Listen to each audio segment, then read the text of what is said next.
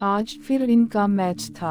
इस दिन अबद की टीम बहुत मेहनत के बाद मैदान में उतरी थी। आज भी शायकीन ने पोस्टर्स थाम रखे थे और मुसलसल होटिंग की जा रही थी। चंद मन चले फिजाइया के साइन बोर्ड पकड़े चीख रहे थे। कुछ शौक मिजाज लड़कियां भी बराबर नरा बाजी कर रही थीं। रमजान से पहले ये इनका आखिरी मैच था। उसी लिहाज से ये मैच अबद और जाजिम के लिए बहुत अहमियत का हामिल था।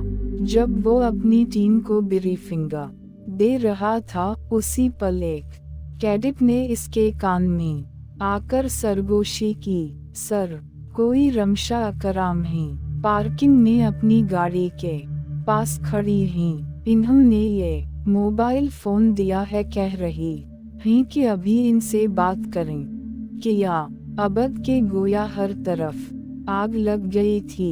वो यकदम लब भैंच कर गोया दहाड़ा और नना सा स्टाइलिश मोबाइल इसने दीवार से दे रहा था। तब ही सूब इसके करीब चला आया।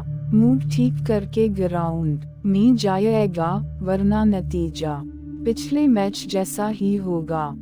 तुम्हारी कसर बाकी रह गई थी, तुम भी आकर दिल जला लो। अबद गुस्से में सीढ़ियों उतर गया। इसकी पूरी टीम पहले से ही मैदान में मौजूद थी, अगरचे वो सख्त बेजार और बदल दिल हो चुका था, मगर हैरत अंगेज तौर पर सिर्फ 30 मिनट के दौरान इसने 3 गोल कर लिए थे, जबकि जाजिम सिर्फ एक दफा गेंद को फ्लैग पोस्टर की तरफ ले जा पाया था। मगर एक खिलाड़ी ने फिरती से इसकी कोशिश को नाकाम बना दिया। इस मैच में जाजिम ने बुरी तरह से नाकामी का मिना देखा था। लड़कियों ने इस जीत की खुशी में हंगामा मचा दिया।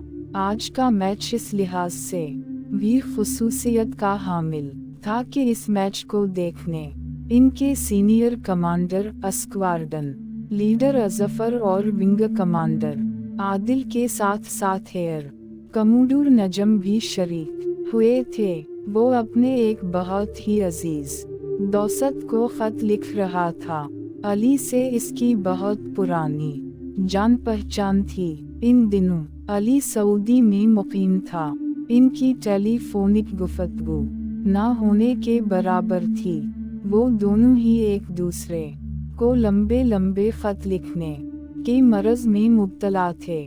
खुसूसन अली तो बहुत ही तफसील के साथ 8-10 सफ़हात का खत लिखता था, हत्ता कि अपना खाया पिया तक बताता। वो इसके खत की एक एक चीज को बहुत गौर से पढ़ता था।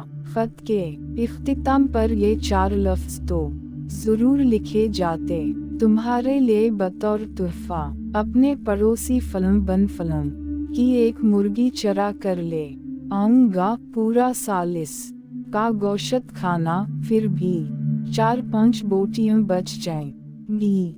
वो अली को खत के जवाब में लिख रहा था, मेरे प्यारे और बेहद मोटे अली, इन दिनों तुम्हारी याद बेहद बेकरार किए रखती है। हर मोटे ऑफिसर को देख कर तुम याद आ जाते हो। मेरा तो ख्याल था सऊदी जाकर तुम कुछ पिघल जाओगे, यानी तुम्हारे वजूद की कुछ चर्बी कम हो जाएगी, मगर मेरी ये खाम ख्याली ही रही। जाहिर है पड़ोसी की मुर्गियों पर जो नजर है, और मुझे लगता है कि बेचारी मुर्गियां तुम्हारे अताब से बच भी नहीं पाती होंगी। तुम्हारी जनगजू तबीयत के भला किया कहना, वह भी अपनी औकात दिखाने से बाज नहीं आए। ये हाथापाई, ये मार्केटाई, पंजाबी फिल्में ज्यादा मत देखा करो। किसी दिन वहशी डोगर के रूप में सामने आ जाओगे और हम तुम्हें खाला और मामा बहुत याद करती हैं। हमारे लिए चोरी शुदा मुर्गियां लाने की जरूरत नहीं, यह भी फार्मी ककड़ियों का बिजनेस बहुत अच्छा चल रहा है। अगर कुछ लाना चाहते हो तो खाला के लिए अपेक और असली ज़फ़रान लाना, मामा के लिए वेलुद की जाए नमाज और मोना मैना के लिए तस्बीह और खजूरी, इनास लाला के लिए असली खजूरी, टोपी सूप के लिए पूरे 1000 शुमारे वाली लंबी सी तस्बीह, जबकि मेरे लिए इन चीज़ों में से तो कुछ भी नहीं रह गया। 101 जापानी म्यूजिक सिस्टम ज़रूर ले आना, और जो तुम ने पियानो लाने का वादा कर रखा था वो भी अभी तक पूरा नहीं किया। बस फरमाइशों की लिस्ट बनवा लेते हो।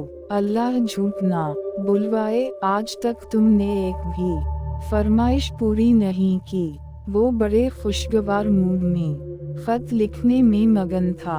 अली बहुत अरसा तक इसका पड़ोसी भी रहा था। इसके वालिदैन हयात नहीं थे और कोई बहन भाई भी नहीं था। वो अपनी नानी के साथ रहता था। नानी का इंतकाल हो गया तो वो अपने मामू के पास सऊदी चला गया। मामू बे औलाद थे, ये इनके साथ रहने लगा।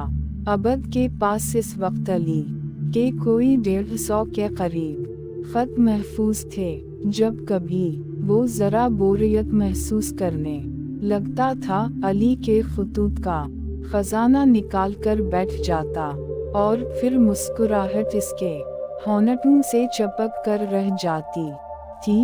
मगर इस मोबाइल फोन को गोया अबद के होंठों की मुस्कान से बैर हो चला था। तभी तो पुरसुकून माहौल में ऐसा बेहनगम अर्ताश पैदा हुआ था कि अबद की सारी तवज्जो और महवीत एक झनाके से टूट गई। इसने कलम हाथ में पकड़े पकड़े मोबाइल उठाकर कान से लगा लिया। फ्लाइट लेफ्टिनेंट अबद जर्रार से बात करवा दी। वही खनकती आवाज और शुगुफ्ता लहजा। अबद ने एक गहरी सानस भरी और धीमी आवाज में बोला, फरमाइए, हमने क्या फरमाना है? फरमाते तो आप हैं ऐसा तलख मिजाज, अल्लाह की पनाह। इसने गोया मोबाइल छोड़कर कानों को हाथ लगाए थे। वो खामोशी से सुनता रहा।